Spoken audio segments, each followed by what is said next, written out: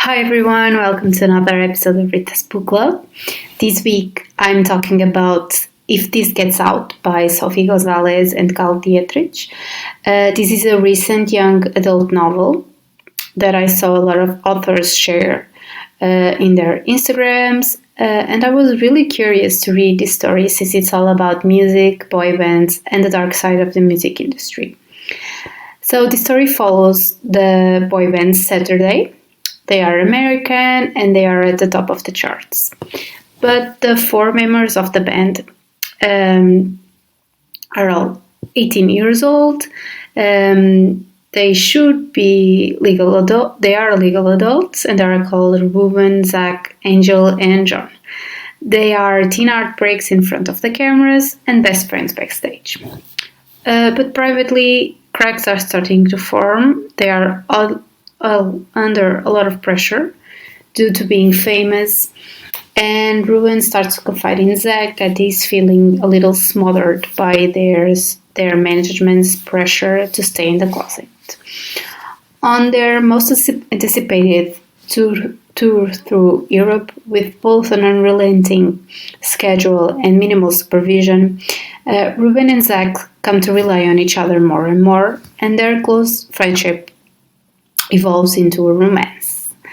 But when they decide they are ready to tell their fans and live freely, Zach and Ruben start to truly realize that they will never have the support of their management team. So buckle up, people. You will feel a lot of emotions. This book is an up and down roller coaster, really, filled with young love and friendship and the dark sides of fame, including depression and substance abuse, for example. So this might be a trigger warning for a lot of you. Personally, I was hooked after a few chapters, and what an amazing story for all of us to see the inner sides of the music industry, the good, but also and especially the bad. A lot of bands, especially boy bands and even some girl bands, in the last few years have stood up to themselves and confessed the many controlling moments they face due to management teams and contracts with labels that don't let them be free for real.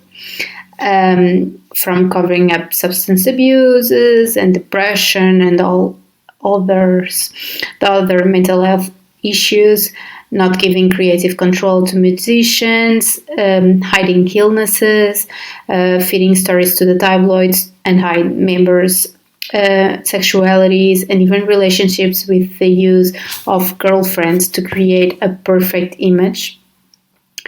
So this book really explains it all in a very simple way. Really, if you didn't already know this happened, a lot of you will be shocked while reading this story. Apart from an amazing work with representing the music industry, I got to give it to the authors for creating such a beautiful story of young love and friendship through the hardships of fame, for including a lot of representation in terms of different sexualities and race. So it really was an interesting read. I love stories of best friends that realize later on that they loved each other all along. But I really loved how Ruben and Zach's relationship was developed in the story. You could feel each of them struggling with everything around them, but being a safe space all along. It was truly beautiful, especially with Zach's side of things, since he was discovering his own sexuality. I really liked all the personalities of the boys. They all had such strong personalities. They were so funny. A lot of their moments together the four of them together were really, really funny and cool. And I liked seeing all of them being there for each other, especially through all the dramas with their management.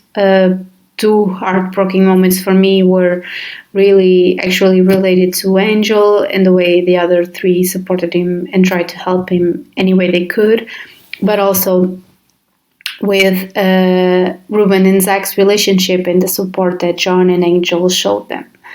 They stood by each other no matter what, and I think that's beautiful because a good friendship can make wonders for ourselves.